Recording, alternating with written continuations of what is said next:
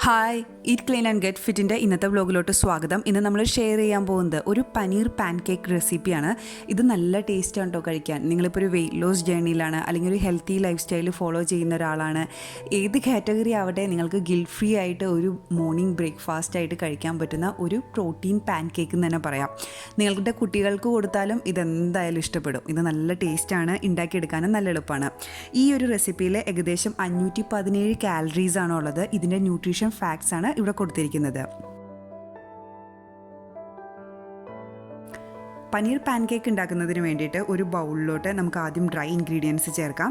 ഞാൻ എടുത്തിരിക്കുന്നത് 1/3 cup plus 1 table spoon wheat floor ആണ്, അതായത് ഗോതമ്പ് പൊടി. ഇതിലോട്ട് ഇനി ചേർക്കേണ്ടത് 1/2 ടീസ്പൂൺ ബേക്കിംഗ് പൗഡറാണ്. ഇനി ഇത് രണ്ടും കൂടെ ഒരു ഫോർക്ക് വെച്ചൊന്ന് നന്നായിട്ട് മിക്സ് ചെയ്ത് കൊടുക്കുക. ഇനി അതിനുശേഷം വേറൊരു ബൗളിൽ നമുക്ക് വെറ്റ് ഇൻഗ്രീഡിയൻസ് റെഡിയാക്കാം. അതിന് വേണ്ടിയിട്ട് നമ്മൾ ആദ്യം ചേർക്കുന്നത് ഒരു മുട്ടയാണ്. ഇനി ഇതിലോട്ട് ചേർക്കേണ്ടത് 1/2 കപ്പ് പാലാണ്. നമുക്ക് പ്ലാന്റ് ബേസ്ഡ് മിൽക്കോ അല്ലെങ്കിൽ നോർമൽ മിൽക്കോ യൂസ് ചെയ്യാം. ഇനി ഇതിലോട്ട് ചേർക്കേണ്ടത് ഒരു 1 ടീസ്പൂണോളം വെനില എസൻസ് ആണ്. ഇത് മൂന്നും ചേർത്ത് കൊടുത്തതിന് ശേഷം നമ്മുടെ ഈ റെസിപ്പിയിലെ മെയിൻ ഇൻഗ്രീഡിയൻറ്റ് അതാണ് അടുത്തത് ചേർക്കാൻ പോകുന്നത്. അതായത് 60 ഗ്രാം പനീർ. കറക്റ്റ് മെഷർമെൻ്റ് ആണ് പറയുന്നത്, 60 ഗ്രാം.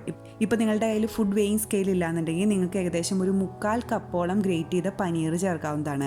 കറക്റ്റ് 1/4 കപ്പ് അല്ല കേട്ടോ, 1/2 കപ്പിനേക്കാൾ കൂടുതൽ, 1/4 കപ്പിനേക്കാൾ കുറവ്, ആ ഒരു പരുവത്തിൽ അത്രയും പനീർ ഗ്രേറ്റ് ചെയ്ത് ചേർത്ത് കൊടുക്കാം.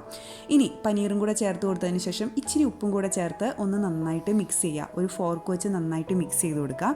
ഇനി മിക്സ് ചെയ്തതിന് ശേഷം നമുക്ക് ഇതിലോട്ട് ഡ്രൈ ഇൻഗ്രീഡിയൻസ്, നമ്മൾ നേരത്തെ റെഡിയാക്കി വെച്ചിരിക്കുന്ന ആ ഗോതമ്പ് പൊടിയുടെയും ബേക്കിംഗ് പൗഡറിൻ്റെയും മിക്സ് നമുക്ക് ഇതിലോട്ട് ചേർത്ത് കൊടുക്കാം.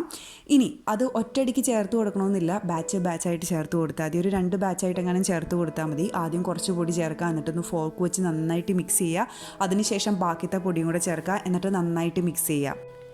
ഇനി ഇതെല്ലാം കൂടെ നന്നായിട്ട് മിക്സ് ചെയ്തതിന് ശേഷം നമുക്ക് പാൻ കേക്ക് റെഡിയാക്കാം. ഒരു തവ വെച്ച് ചൂടായതിനു ശേഷം ഇതിലോട്ടൊന്ന് ഞാനൊന്ന് ഓയിൽ സ്പ്രേ ചെയ്ത് കൊടുത്തിട്ടുണ്ട്.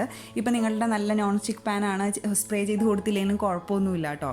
ഇനി ഇതിലോട്ട് നമുക്ക് ഓരോ തവിയായിട്ട് ചേർത്ത് കൊടുക്കാം. ഒരു കാര്യം ശ്രദ്ധിക്കേണ്ടത്, നമ്മൾ സാധാരണ ദോശ ഉണ്ടാക്കുന്ന പോലെ ഇത് പരത്തി ഭയങ്കര വലുതാക്കിയൊന്നും വേണ്ട കേട്ടോ. വളരെ കുട്ടി ഉണ്ടാക്കിയാൽ മതി, എന്നാലാണ് മറിച്ചിടാനൊക്കെ നല്ല എളുപ്പത്തിൽ കിട്ടുക. ഇപ്പം ഇതുപോലെ ഞാൻ 2 അറ്റ് എ ടൈം ഉണ്ടാക്കുന്നുണ്ട്. ഇത് 2 3 എത്രയാണെന്ന് വെച്ചൊക്കെ ഉണ്ടാക്കാം കേട്ടോ. വളരെ കുട്ടിയായിട്ട് ഉണ്ടാക്കാം. ഇനി ഇതൊന്ന് മൂടി വയ്ക്കുക. മൂടി വെച്ചതിന് ശേഷം നമുക്ക് ഒരു മിനിറ്റോ അല്ലെങ്കിൽ 2 മിനിറ്റോ ഒന്ന് കുക്ക് ചെയ്യാൻ കൊടുക്കാം. അതിന് ശേഷം ഇതൊന്ന് കുക്കായതിന് ശേഷം ഇതൊന്ന് മറിച്ചിടാം. അത്രേ ഉള്ളൂ. ഇതുപോലെ ആ ബാക്കിയത്തെ ബാറ്റർ വെച്ച് മുഴുവൻ ഉണ്ടാക്കിയെടുക്കാം. എനിക്ക് ഏകദേശം ഒരു 6 പാൻ കേക്ക്, ഇത് വളരെ ചെറുതാട്ടോ. ഇപ്പോൾ വീഡിയോയിൽ നല്ല വലുതായിട്ട് കാണുന്നുണ്ടെങ്കിലും ഇത് ഏകദേശം ചെറുതാണ്.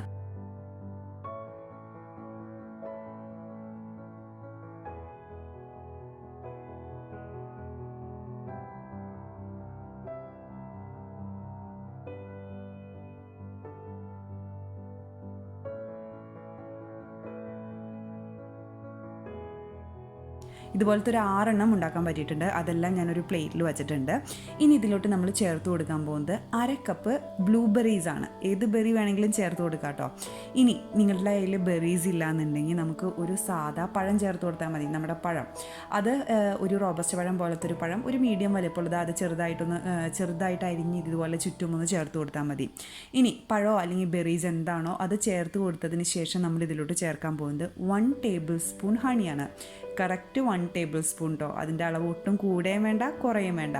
ഇനി ഹണി ചേർത്ത് കൊടുത്തതിന് ശേഷം സാധനം റെഡിയാണ്. ഇത് നല്ല ടേസ്റ്റാണ് കഴിക്കാൻ. ഇത് 6 ഉണ്ടല്ലോ, ഇത് ഫുള്ള് കഴിക്കാവോ എന്നുള്ള ഡൗട്ടൊന്നും വേണ്ട കേട്ടോ. ഇത് ഒരു സെർവിങ്ങിനുള്ള റെസിപ്പിയാണ് നമ്മൾ കൊടുത്തിരിക്കുന്നത്. അപ്പോൾ എന്തായാലും ധൈര്യമായിട്ട് കഴിക്കാം. അപ്പോൾ നിങ്ങൾക്ക് ഈ റെസിപ്പി ഇഷ്ടപ്പെട്ടു എന്ന് കരുതുന്നു.